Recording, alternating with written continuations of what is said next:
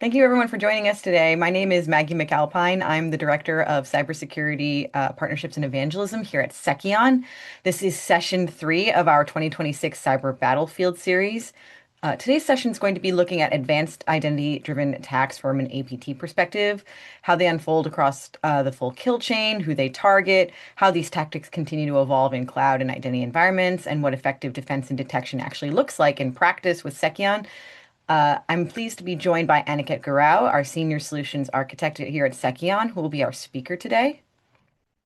So Aniket is currently works across customer support, pre-sales, and training for perimeter security solutions, including SIM and XDR. He brings more than 20 years of experience in customer service and technical pre-sales, with deep strengths in troubleshooting, account support, and working closely with both customers and OEM partners. His engineering background gives him a strong practical perspective on solving real-world security challenges while balancing technical effectiveness with business outcomes.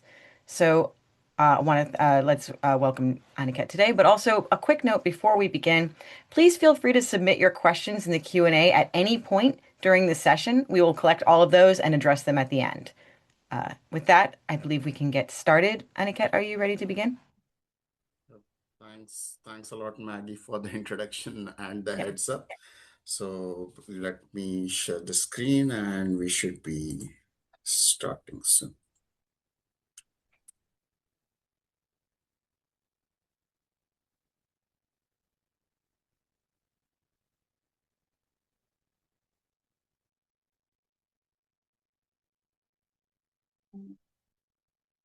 I hope my screen is visible. Yes, it is. Thank you. Okay. So yeah, good morning, good afternoon, good evening to everyone, depending on which part of the globe you are in. Welcome and thank you for joining us in this third session of our webinar series, the 2026 Cyber Battlefield. We are excited to take you through Seceon's vision of redefining cybersecurity. Let's explore how Seceon is going to make this AI-driven solutions a reality, and then how it is going to help the organizations stay ahead with these proactive solutions to tackle this various cybersecurity threats. Uh,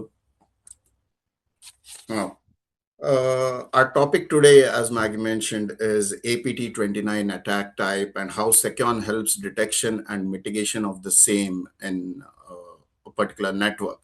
We'll discuss how our AI-driven platforms are not just protecting enterprises, but enabling them to thrive in a secure digital environment. Advanced persistent threat or APT.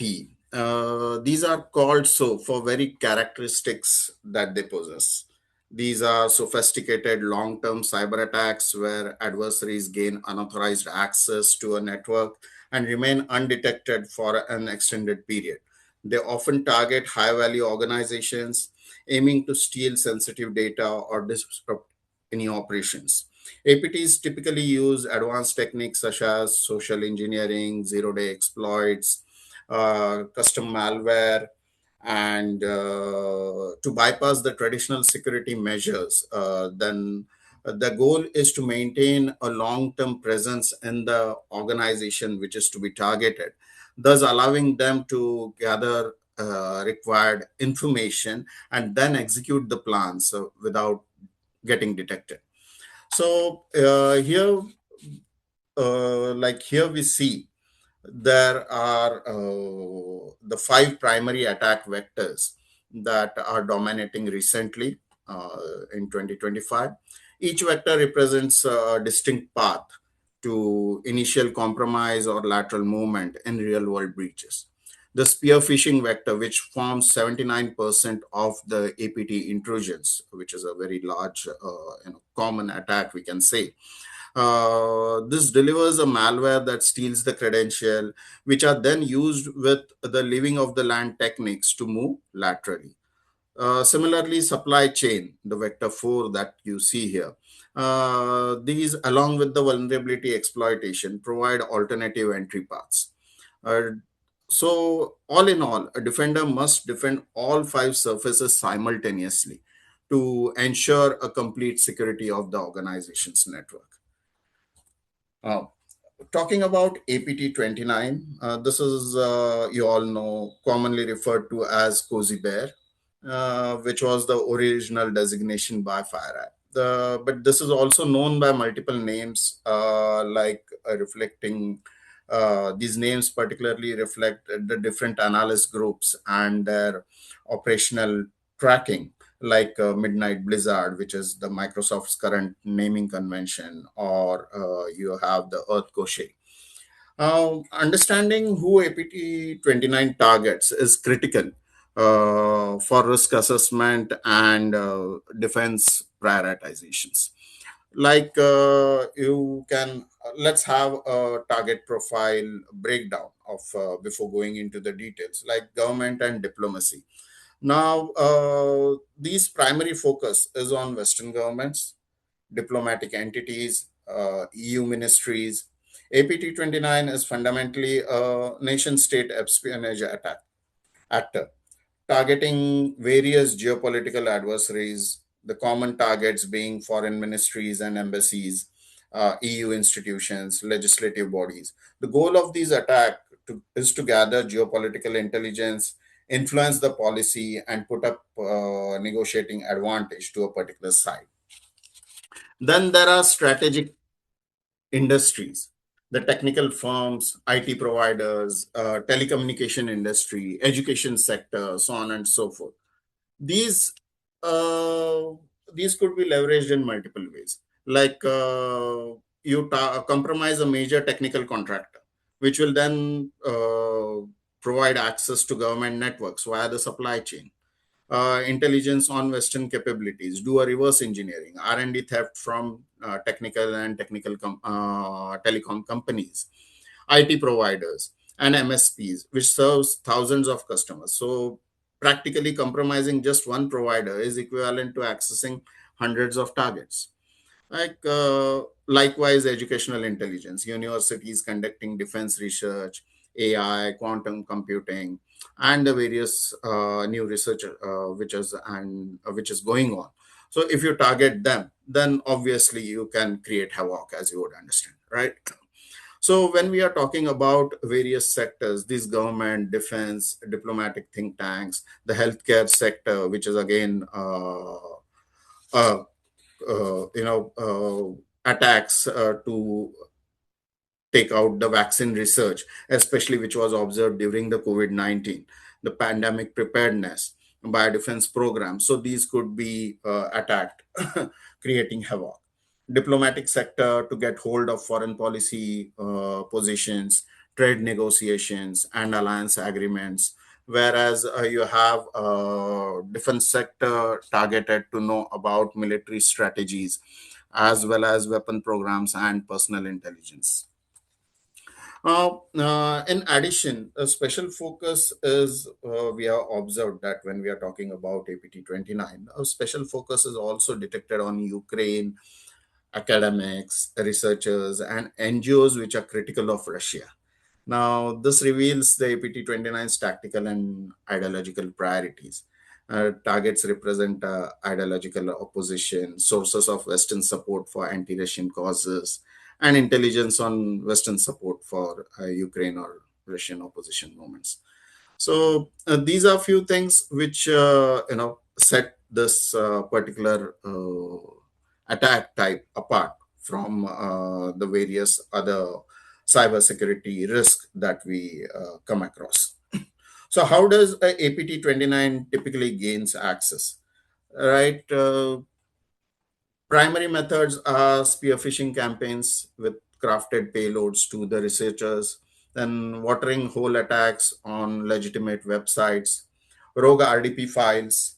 Uh, those are uh, those are targeting the remote access services, application specific passwords and credential harvesting, AI powered spear phishing cloud service, doing a credential theft on those services, cloud service exploitation, which was commonly observed with attack on Office Microsoft 365 or Azure, as well as multi-stage malware deployment. So this could range from your endpoints, your business servers, so on and so forth. So, like at any given point of time, at any level in network hierarchy, these could be, attacked. Necessary information could be gained. Well, let's see some key tactics now and techniques along with the defensive measures. So these are some of the key tactics used by the APT29 attack type. When we talk about identity, key tactics of APT29, this involves getting and abusing the identity access. Okay, by systematically targeting an identity, then turning that access into long-lived persistence of on-prem as well as cloud environment using very low noise and cloud native techniques. So that would include like MFA fatigue techniques, multi-factor authentication nowadays, which is commonly used as and has been considered one of the sure short ways of implementing security that has been targeted by APT29. The APT29 recently it shifted heavily into techniques that abuse this MFA fatigue, cloud token handling, to gain and maintain the access to these cloud identities, especially in Microsoft 365 and the Entra ID. It will use the large volumes of push-based MFA prompts to targeted users until one is approved, often combined with the social engineering. Like, for example, you get an email or a request from IT support to legitimate the prompt. So it would be an easy access.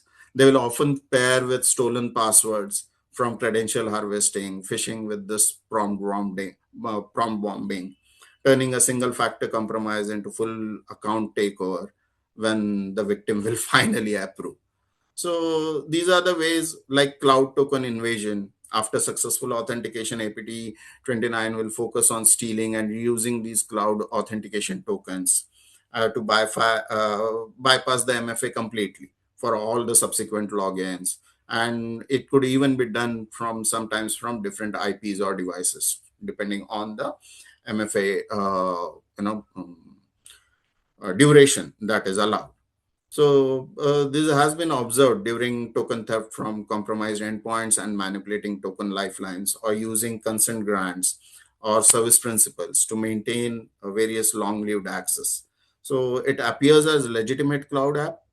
I mean, using someone is using a legitimate cloud app rather than some interactive logins. So how, but then now the main question is how to detect and defend. Monitoring abnormal patterns of MFA prompts, repeated failures followed by single success for the same user, IP or device, especially outside the organization's geolocation or working hours. These are some of the measures which, are used for the defense purposes. The other one, like persistence, staying in quietly, which is a second tactic that APT29 is known to use. These you abuse the dormant accounts and use proxy infrastructure to maintain the long-term low noise persistence.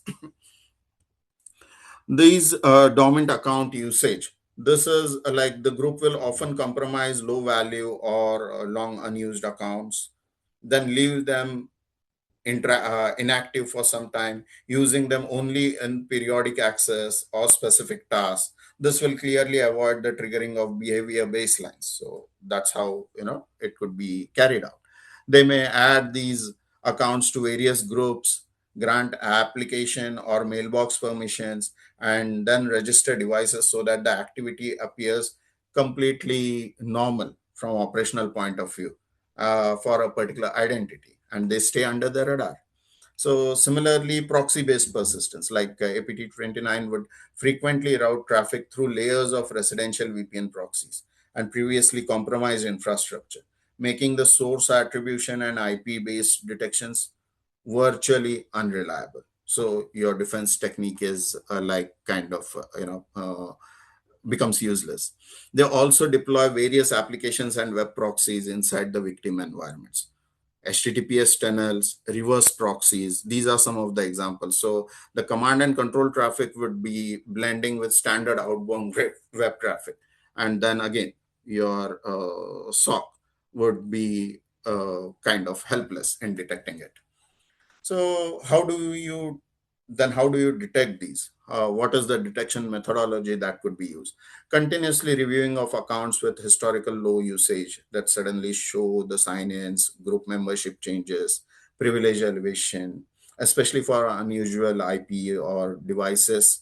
Then you have the correlation of authenticated logs, outbound, checking out the outbound or VPN traffic, uh, flag the accounts whose activity is always originating from anonymous networks, even if the access pattern is looking otherwise normal.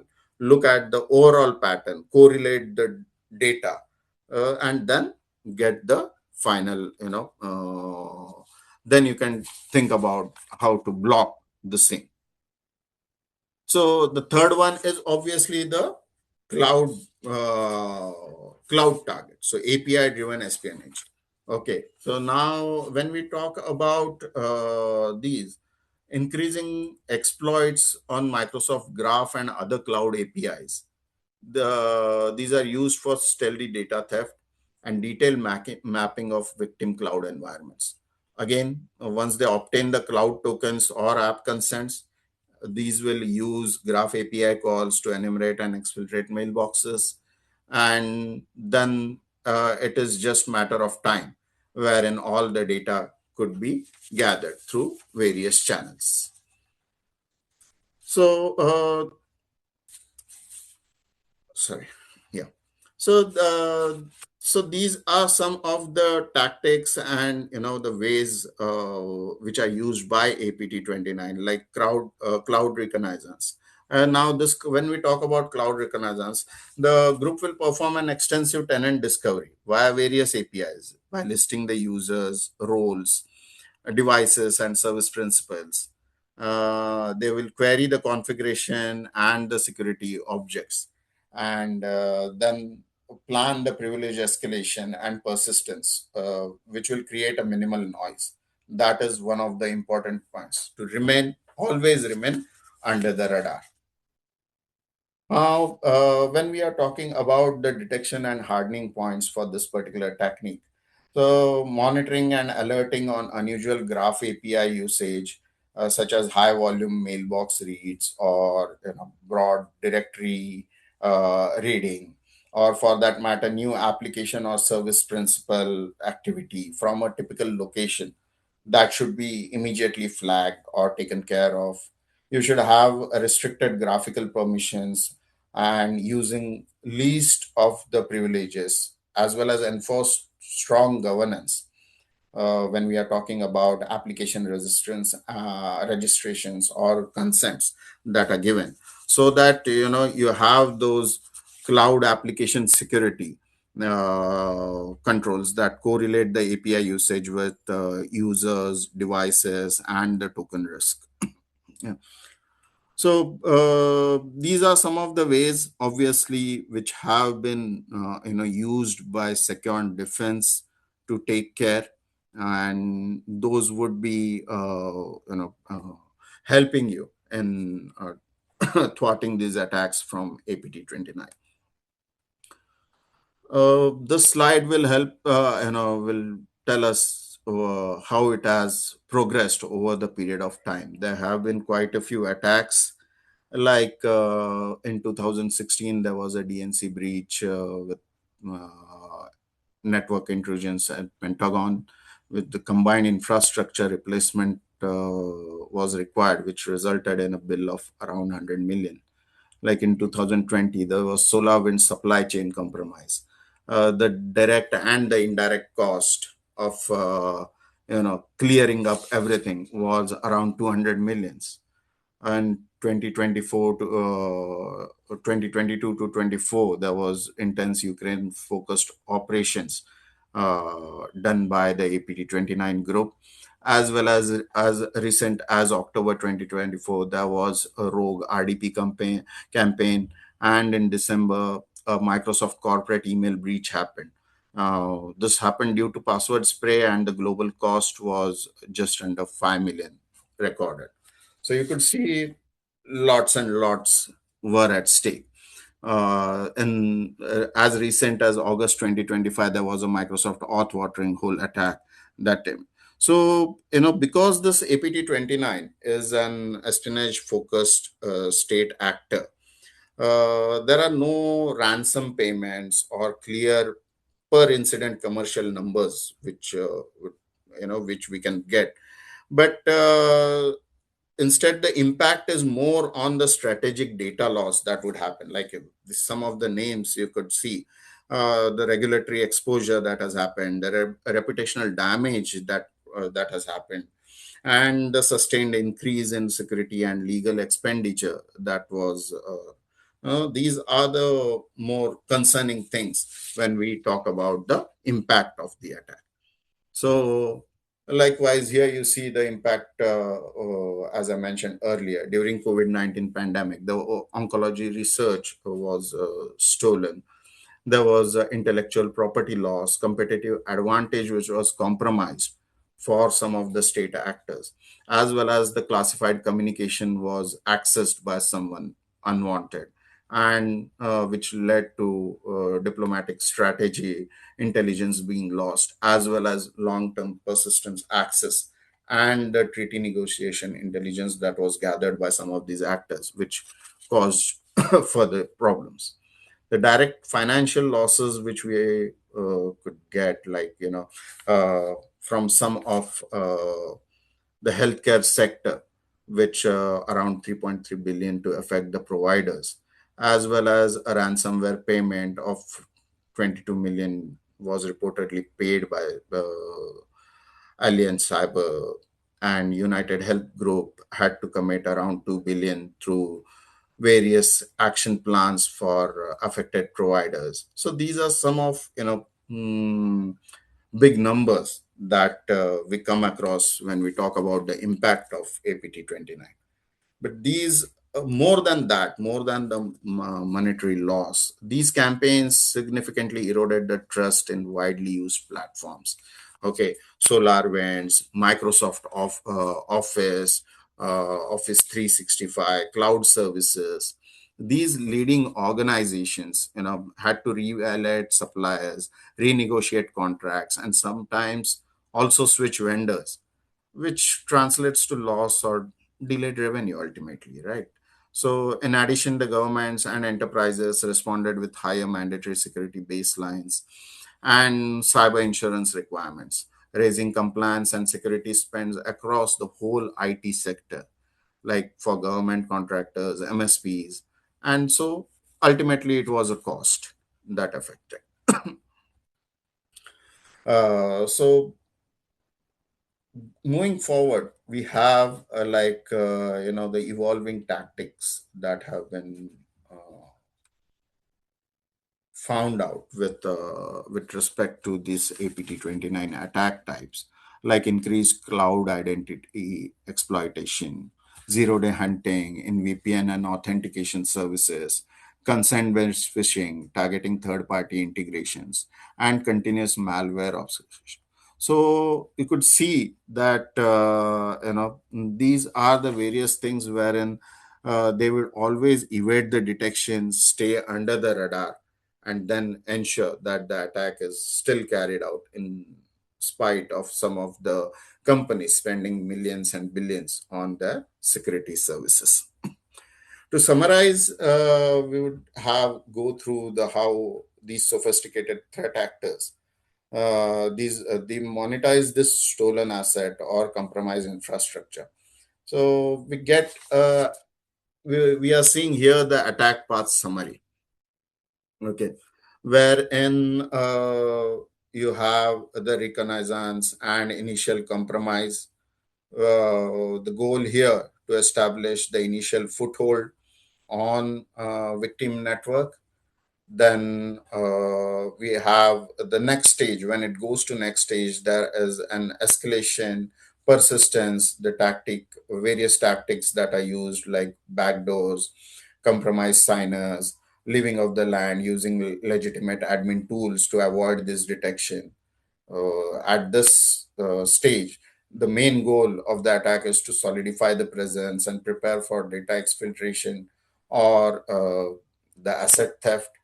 Then, in the next stage, it's the exploit and drain, that is, target the blockchain bridges, crypto exchanges, and various transaction signing. This would move the target assets into attacker controlled wallets. And then there is a cash out, which converts the uh, stable assets to something which is usable currency. Get it to the usable currency. The layering and laundering, which uses various techniques of mixers, cross-chain hops, dex swaps. This would be to break the on-chain transaction history, and that would make the tracing extremely difficult when the attack is analyzed or okay, by the security team. And finally, rapid aggregation with a goal to prepare bulk movements for maximum efficiency. Now, this would be one of the key insight. We have to understand that APT-29, like this is an espionage actor. Okay, it's not a financial crime group when we have the context of something like ransomware attacker. So this will be typically stealing the data, emails, policy documents, research, and then exfiltrate via encrypted channels or compromised infrastructure. The layering and the various techniques shown here are relevant to any threat actor, for that matter, seeking to hide their tracks. And this APT-29 theoretically it monetizes the stolen property through similar indirect methods. That's the similarity that we see with the other attacks as such. So all said and done, okay, scary, yes, but okay, not impossible to stop it, right? So we have to stay one step ahead. So how does Seceon BAS, AI BAS breach and attack simulation platform? How will this help? Now,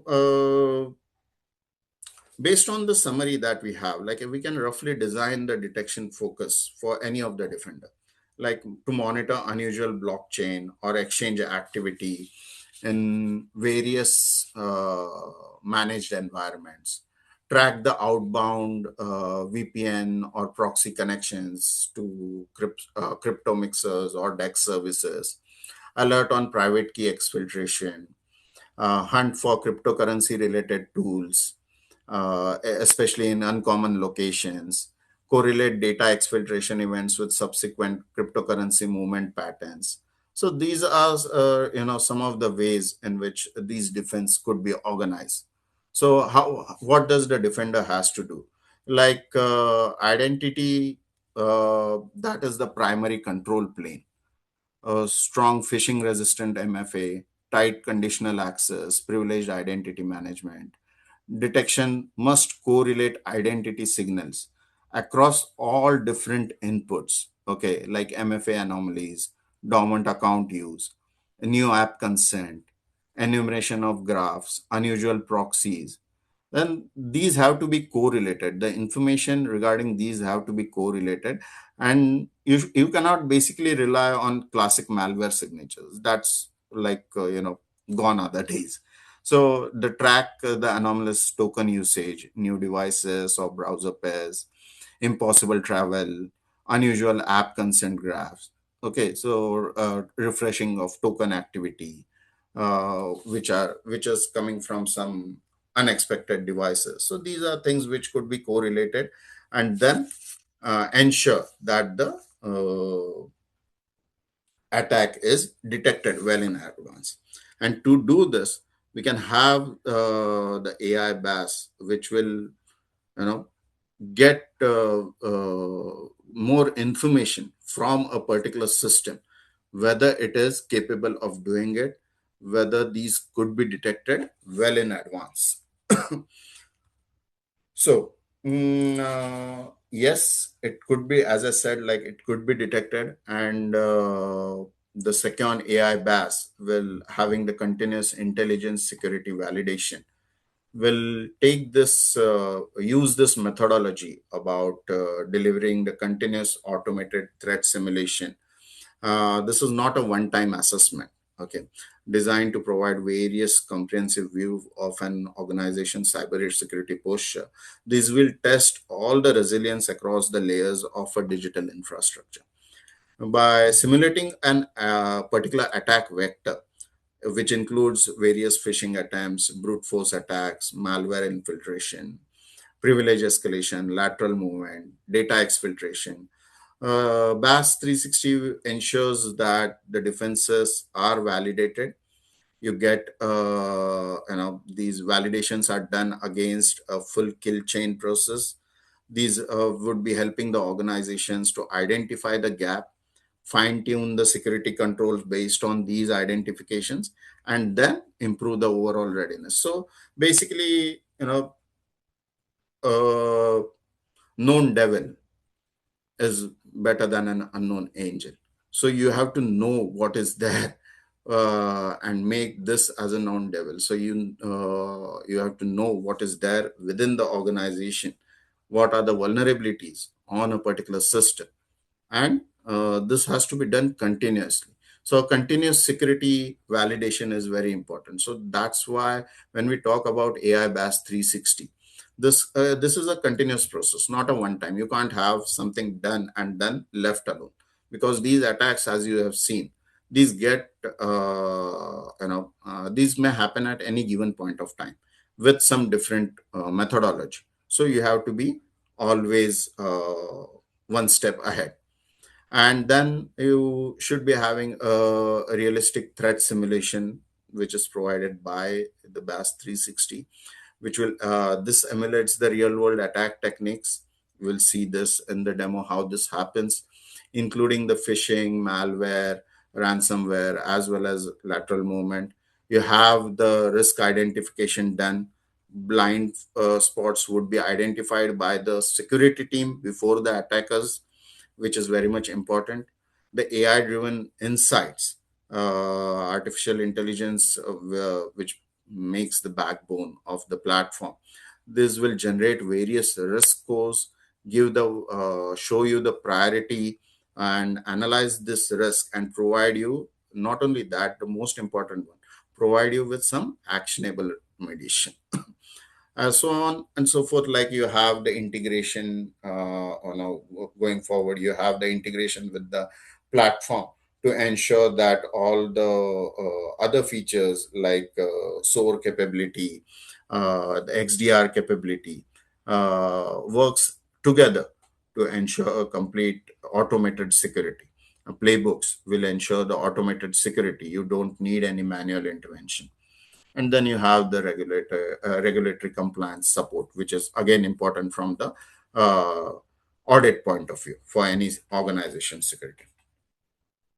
So these are some of the key features of AI BAS 360. Administrative console, unified administrative console. It becomes part of the existing AP. You don't have to run a separate console as such. The direct attacks, you can just select the adversaries and simulate the attacks easily. Very rich dashboard with visualization and information, an easy way which can be used by the security team to plan their further plan of action could be decided. Agent based approach, so the attack will be happening similar to what a bad actor will do at the endpoint side. There would be an adversary emulation based on MITRE attack. You get a complete MITRE attack technique framework. Okay. And then security control validation can also be done. So if the EDR agent is installed, even that would be possible. So these are the sector-specific major, threat groups that are incorporated in Secon's AI BAS 360. So as we could see, the government sector that was under attack with APT 29. So for APT 29, we cover 574 different abilities that are incorporated, different types of techniques, tactics that you will see in the demo. Similarly, healthcare sector again, where APT29 we have these abilities are incorporated. So definitely these two sectors, it would be very much useful when we are talking from the security enhancement point of view.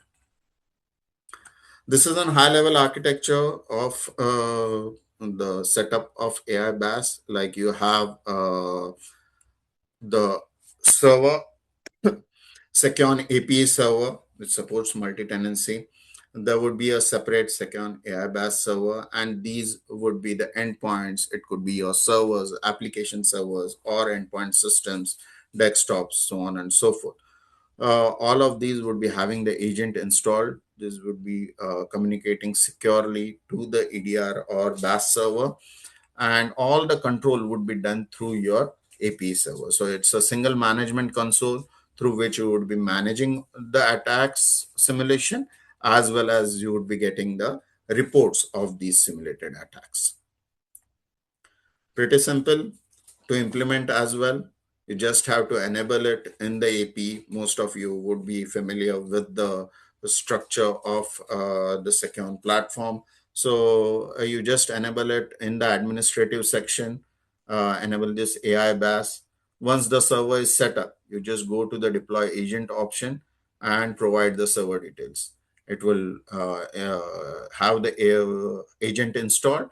And once the agent is installed, you can just go to the sub techniques column and then also see various processes and commands that would be running.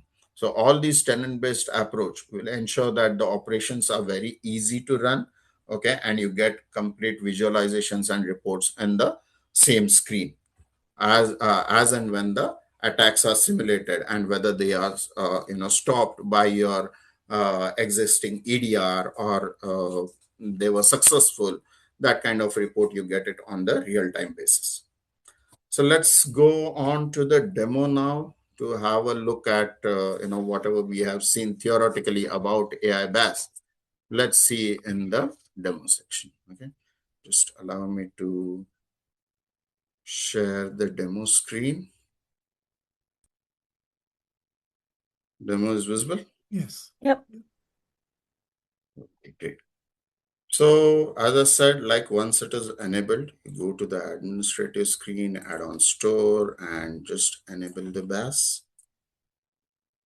And once it is done, here's the AI BAS, which is the licensed version. Once you enable it, you get to see all the details in the dashboard. So here's the dashboard, which will give you an overview about the total abilities, the specific techniques and sub techniques that are executed, that could be executed within that particular simulation. As you could see, there are 1.3K plus techniques. We have derived various adversaries from based on the various threat groups. There are 48 different adversaries and associated tactics that are derived from these various abilities, and 20 different operations are carried out to simulate the attacks. This will give you the number of agents on which the AI BAS is installed. Here, scrolling down, you have the information about the various abilities that have been, successful in carrying out the attacks or were thwarted by your local defensive mechanism, and the top 10 tactics that are used in the abilities section. So let I think me it just just, refresh once. You'll see the abilities success rate. yeah, okay. Thanks, Archanish. So,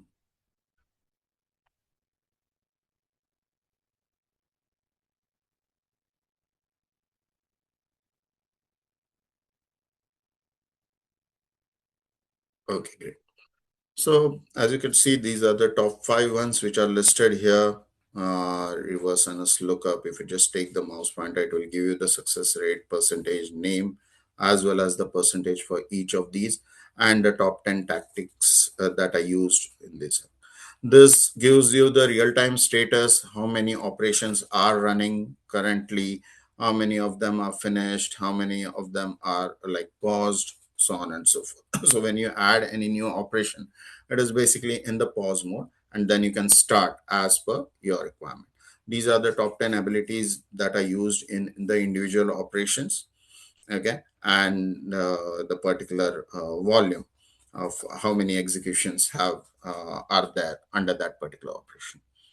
So when you go to the host, whenever you have the AI based agent installed, so here from here you can deploy the agent, okay, and also check out the agent configuration. So here you have the option to see the details about those initial agent, whether it is live, what is the IP address of this agent, so on and so forth. Yeah. Now coming to the most important part, that is the visualization of these operations. So here these are the various operations or the attack vectors that are defined for simulation purpose. Our aim today is APT29. So we could see here these are the APT29 attacks, and I can just click on it, which will give me the real-time status of attack that is happening. Okay, so there are around 570 plus, as we saw, out of which it is running, and currently 204 different attacks have been executed, carried out. Okay, simulated attacks have been done, out of which 116 were executed and 88 were blocked. So basically, what this thing is showing about this particular system is that, out of 204 different types of attacks that were carried out, 116 were successful. Okay, 88 were blocked by the system. If you want to check out all the executed attacks, techniques that were executed within that particular system, here is the list. You can get the direct filter. Similarly, you get the list of blocked ones. So blocked ones, good. That means your security system is working fine. However, 116 were executed. So that means the security system is not up to mark. So you need to have these things, blocked at any given point of time. These are some of the techniques through which the attack would be successful in your environment if happened by some rogue actor. So that's how the breach attack simulation will give you a current status of the attack simulation, that attack that might happen within your particular network. Uh, not only that, when we are talking about a breach attack simulation, so attack simulation is one thing. It will also give you the information, raise particular alerts when these attacks are happening. So you can get, so now you can see that it has refreshed to 205. So it is a real-time information which will get updated as and when a particular attack is being carried out. Now, to get more details, you can see in the deep tracker for a particular simulation. Sorry, I just open a duplicate tab, and deep tracker 2, then giving any particular information. Okay.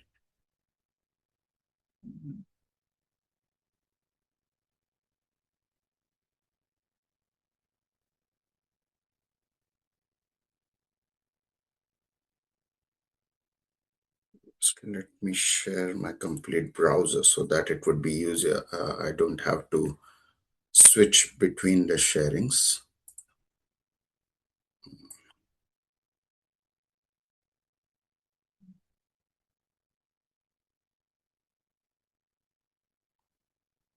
Okay. This one is better now. Let's see and have this demo. 206, how many of them were executed? I can just click on this, then get the necessary details from it. Okay, so these are the executed ones, and I can just find out about this, searching in the threat indicators.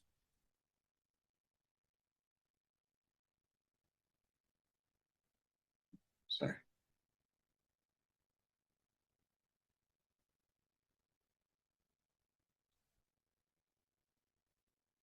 Think not getting it. Okay. These are the summons. Oh, okay. Okay. Anyway, so you got, I mean, the idea about this. And to take it further, the platform will also raise an alert. So, like this potential malware. So, whichever were the successful attacks, based on this, it will raise an alert like there was a potential malware infected host. So, like here, based on this, like command and string. Okay, depending on the various attacks that were carried out. Okay, like defense evasion, credential access, discovery, lateral movement, all of these you could see highlighted here. So that means these were the specific attacks that were carried out, and you could get those details about those attacks also here. Now, these are detected by the Seceon EDR. So these were some. Okay, there were detected registry changes, and thus you have the EDR, which could then stop these commands as well from executing and then ensure that the system remains protected. And you have going forward, you have the remediation options wherein you can set up various remediation playbooks and block these attacks on real-time basis also. Various remediation could be carried out to block these attacks on real-time basis. So let me just system should be able to get it.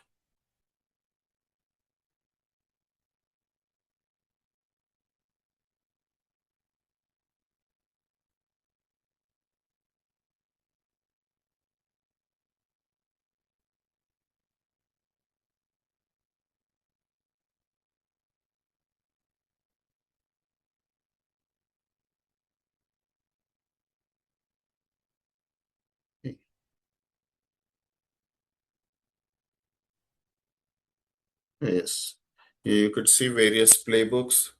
Now, depending on the way policy, you can have these playbooks for different types of alerts that are generated and set up a complete workflow so that whenever any alert is generated, automated actions could be carried out without any manual intervention that is required.